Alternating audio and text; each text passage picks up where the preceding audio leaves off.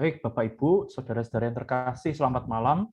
Anda pun dimanapun Anda berada, Horas, terima kasih sore hari ini atau malam hari ini atau pagi hari ini kita ketemu lagi di acara yang satu ini. Terima kasih kita ada waktu untuk setiap malam atau setiap waktu Anda sekalian tetap ada di media ini. Sebuah media yang mungkin waktu 2-3 tahun yang lalu kita nggak pernah kebayang gitu ya, kita pakai satu media yang Zoom ini gitu ya. Kita lebih terbiasa untuk datangi pembicara itu langsung datang ke tempat gitu ya, mungkin saya ke paroki atau kita ketemu secara langsung dan seterusnya gitu ya. Tapi karena COVID kita sekarang pakai beginian begitu ya. Dan malam hari ini kita merenungkan satu bacaan yang kalau Bapak Ibu belum jangan diganti dulu, nanti rahasianya kebuka semua. Jadi malam hari ini kita akan merenungkan satu bacaan yang sebetulnya kalau Anda ikut Ekaristi atau misa pada hari ini adalah bacaan hari ini gitu ya. Bacaan yang menarik dan waktu saya siapkan saya juga harus berpikir-pikir kalau saya ketemu dengan umat yang kelompok yang satu ini gitu ya, karena setiap saat selalu ada romo, ada suster, ada frater, teman-temanku para romo-romo di Taiwan juga beberapa sharing dari Hong Kong juga ada gitu ya. Kami semua punya satu jaringan komunitas di WhatsApp maupun di Line. Lalu kita kadang tahu, oh Romo ini sekarang lagi memberi renungan di sini, memberi renungan di kamar yang satu itu, di ruangan yang sebelah dan seterusnya, gitu ya. Baik, next.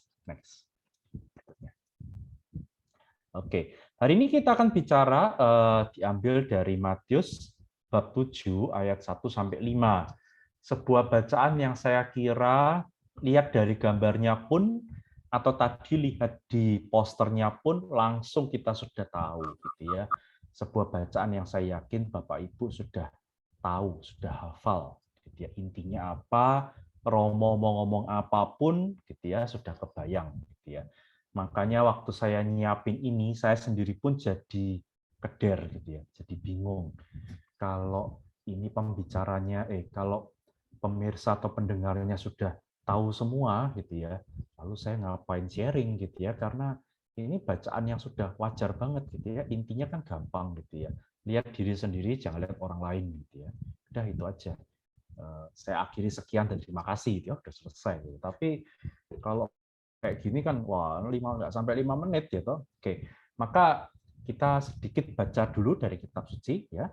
Next, Matius bab 7 ayat 1 sampai 5. Bapak Ibu boleh buka iPad, boleh buka kitab sucinya, boleh buka apapun online, Alkitab, Katolik, Sabda dan apapun ya.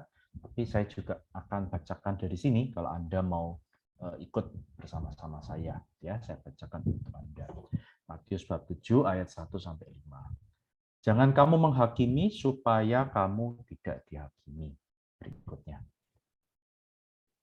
Next. Karena dengan penghakiman yang kamu pakai untuk menghakimi, next, kamu akan dihakimi dan ukuran yang kamu pakai untuk mengukur akan diukurkan kepadamu. Next. Mengapa engkau melihat selumbar di mata saudaramu, sedangkan balok di dalam matamu tidak engkau ketahui? Berikutnya. Bagaimana engkau dapat berkata kepada saudaramu, biarlah aku mengeluarkan selumbar itu dari matamu, padahal ada balok di dalam matamu?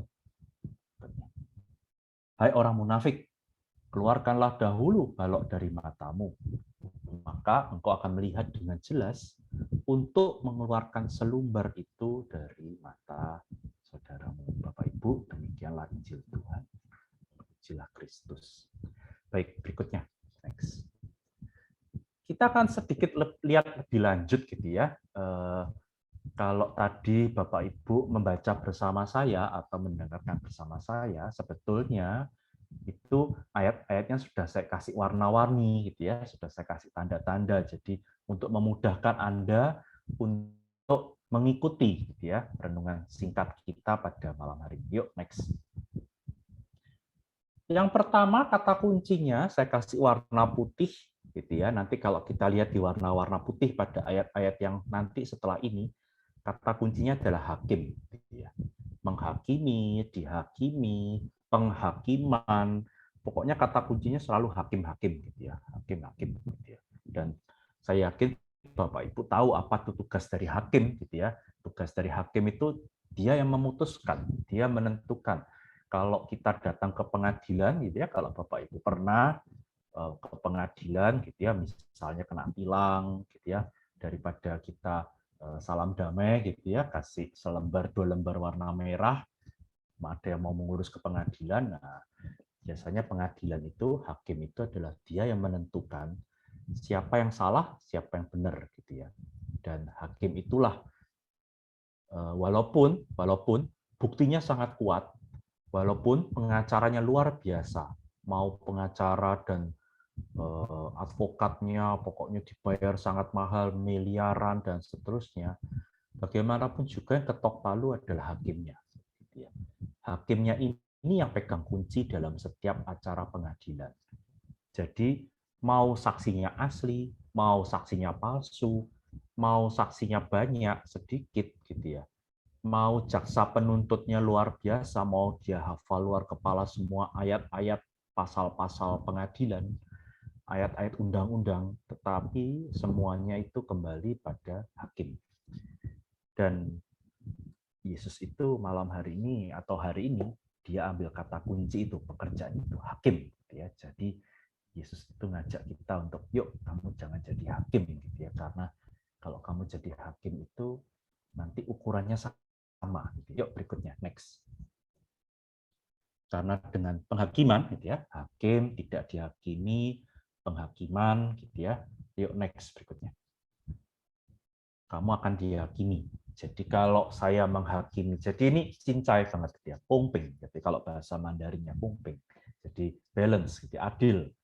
Kalau saya menghakimi orang ukurannya 100, ya ukurannya sama, kita akan dihakimi dengan angka 100. Kalau saya menilai orang itu jelek 50%, ya saya akan pakai hitungan yang sama 50%, cincai gitu ya. Nggak lebih banyak, nggak lebih sedikit. Jadi hakimnya ini hitam dan putih, ya. Dan itu yang Yesus tawarkan, gitu ya. Jadi kalau kita mau semakin dapat kemurahan Tuhan, semakin kita dapat yang luar biasa, maka ya kita harus melakukannya ini dulu. Jadi itu. Jadi warna merah, kalau warna putih itu yang saya pakai di sini itu lebih pada kata hakim. Warna merah itu untuk kata ukur, ya, mengukur, ya. Ukurannya berapa? 5 cm, 1 meter, 20 meter, 100 meter, 100 cm, dia ukuran. Jadi ada kata hakim, kata kuncinya, ada kata ukuran. Gitu ya. Oke, next berikutnya. Nah, kata kunci berikutnya, gitu ya, Yesus. Jadi yang tadi Bapak Ibu Anda lihat, ya, Yesus dari ayat 1 dan ayat 2 dia bicara tentang hakim dan dia bicara tentang ukuran, ya. Nah, sekarang Yesus lompat, ya, dia pakai perumpamaan yang lain, cerita yang berikutnya, gitu ya. Jadi dia ambil tentang kenapa engkau melihat selumbar, gitu ya. Selumbar itu semacam kalau Bapak Ibu yang ada yang kerja di mebel, gitu ya, tukang kayu, selumbar itu seperti benih kecil kayu kecil yang kadang kalau kita telusupen gitu ya, kalau bahasa Jawanya, atau kecocok gitu ya, kalau misalnya Anda gergaji atau buka pintu atau apa, nggak hati-hati lalu ada apa namanya kayu kecil yang masuk ke jari gitu ya, dan itu sakit sekali gitu ya, kadang nggak ngajak keluar, atau bukan sakit tapi rasanya aneh gitu kalau dia masuk ke jari kita gitu ya. Wah, ini luar biasa, mau mengeluarkannya susah banget gitu ya. Harus pakai bawang putih atau pakai odol atau pokoknya dipencet-pencet gitu sampai keluar darah dan seterusnya. Itu namanya selumbar. Jadi barangnya kecil gitu ya. Gitu. Kalau misalnya Anda di meja gitu ya, meja Anda sekarang gitu dari kayu, mungkin disu kecil-kecil kalau ngamplasnya, kalau waktu memberi amplasnya itu tidak terlalu bagus, mungkin akan kelihatan serut-serutnya, dia serat-seratnya. Ya. Nah, kalau kita bisa melihat yang seperti itu, dia Yesus bilang, nah, kok kamu nggak kelihatan balok sendiri yang ada di mata itu ya? Tadi di awal kita tadi kan lihat ya, nanti kita akan kembali lagi ke sana. Oke, berikutnya next. Jadi Yesus mengatakan, kok kamu bisa ngomong sama saudaramu, biarlah saya keluarkannya kecil itu dari mata, gitu ya. Padahal ada balok di dalam mata kita sendiri, gitu ya. Oke, berikutnya next. Yang terakhir, hai orang munafik, gitu ya. Keluarkan dulu balok dari matamu, maka engkau akan melihat dengan jelas untuk mengeluarkan selumbar itu dari mata saudaramu. Bapak Ibu, ini yang sulit, gitu ya, nggak gampang. Karena yang satu ini itu apa namanya, seringkali kita mendapat kesulitan, gitu ya. Kita mendapat kesulitan untuk apa namanya,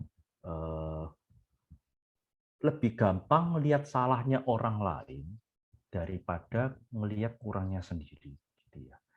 Nggak gampang. Saya waktu nyiapin renungan ini pun, saya sendiri juga mengalami kesulitan. Karena apa? Ya tugasnya pastor-pastor ini kan untuk kasih komen, untuk menasehati umat, gitu ya, untuk memberi pengertian kepada jemaat. Lah kalau misalnya Yesusnya ngomong seperti ini, gitu ya, lah kami nggak usah kerja ya toh, kita udah tutup kantor, tutup toko ya toh, sudah selesai kerjaannya. Karena apa? Yesus bilang ya kamu jangan mengkritik orang lain dulu gitu ya, kamu kritik dulu. Nah, saya kalau misalnya nanti ada satu hari ada satu umat gitu ya bilang seperti ini pada saya, Romo lihat dulu balok di matanya Romo baru mengkritik kita, ya sudah, saya tutup parokinya, saya tutup, lalu saya tak retret aja 1 tahun gitu ya untuk membereskan dosa-dosaku sendiri gitu ya. Karena nggak gampang Bapak Ibu, nggak gampang melihat orang lain gitu ya. Kalau lebih gampang lihat orang lain karena apa? Orang lain itu punya kebiasaan tertentu yang setiap hari bisa kita lihat. Apalagi kalau ini adalah keluarga kita sendiri, teman dekat kita sendiri, gitu ya. Dan apa namanya, kita sudah tahu kebiasaannya, misalnya suami Anda, istri, anak, gitu ya.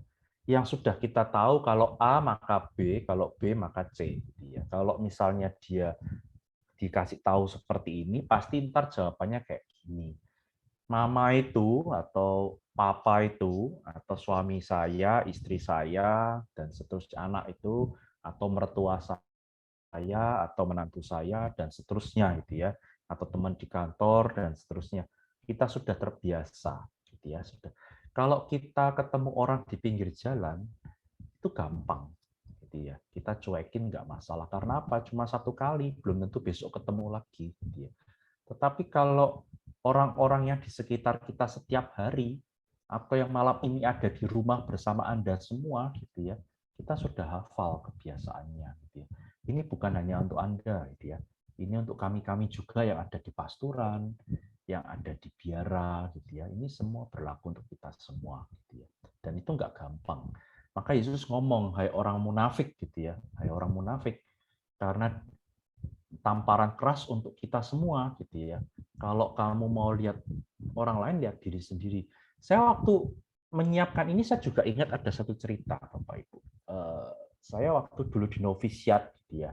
Di novisiat itu kita ada punya satu hari namanya lempar batu, hari melempar batu. Itu artinya bukan kita dilempari batu seperti perempuan yang kedapatan berzinah itu ya, bukan.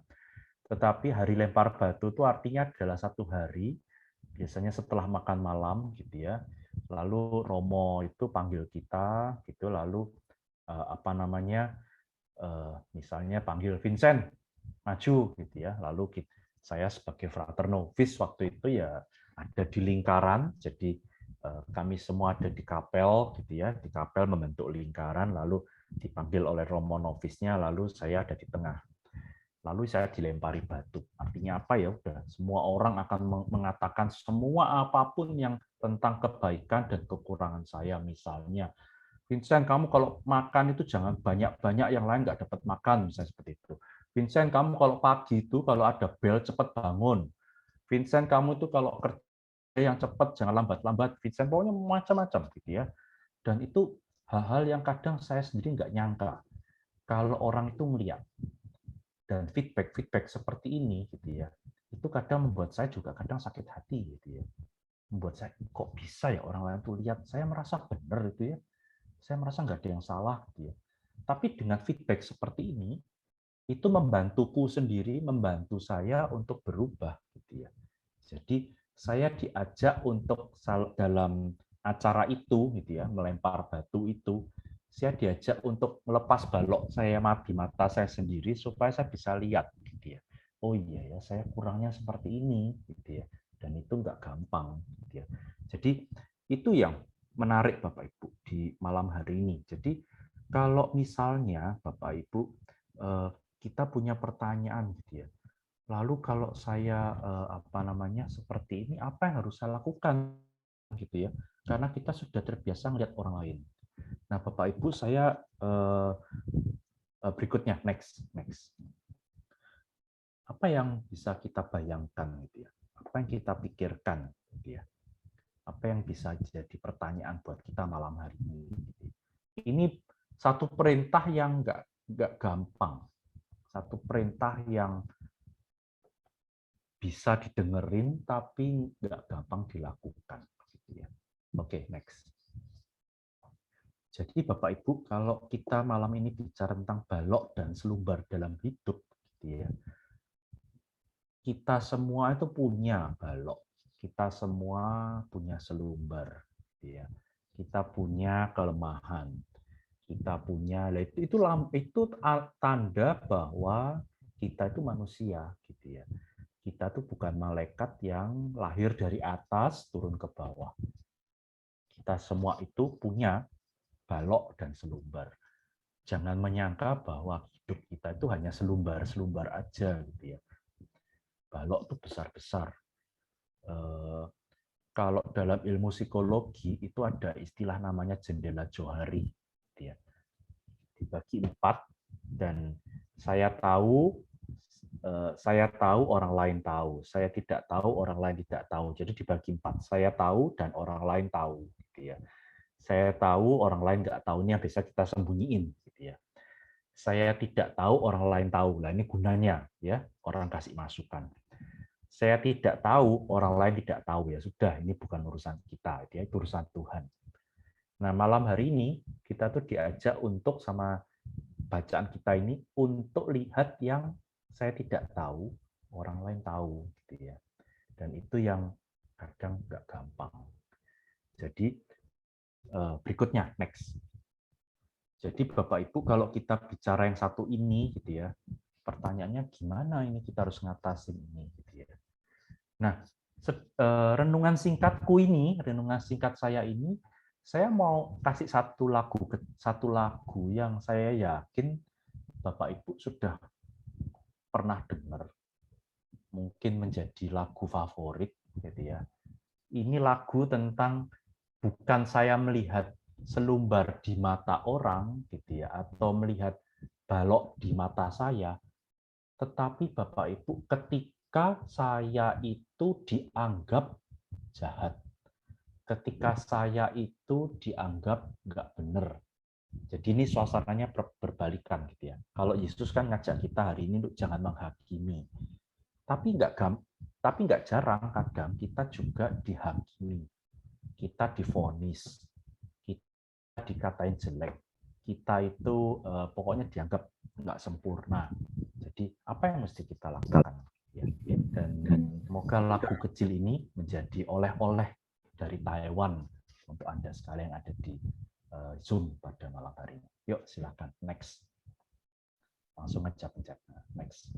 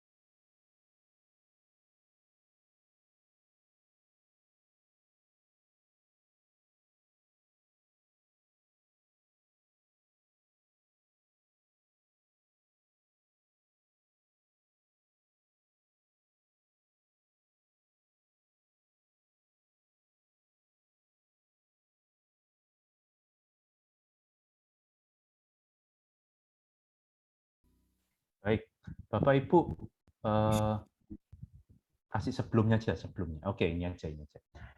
Jadi Bapak Ibu, saya waktu menyiapkan renungan malam hari ini, saya tuh sangat tersentuh dengan lagu itu, Mengampuni, gitu ya. Nggak gampang ternyata, ya.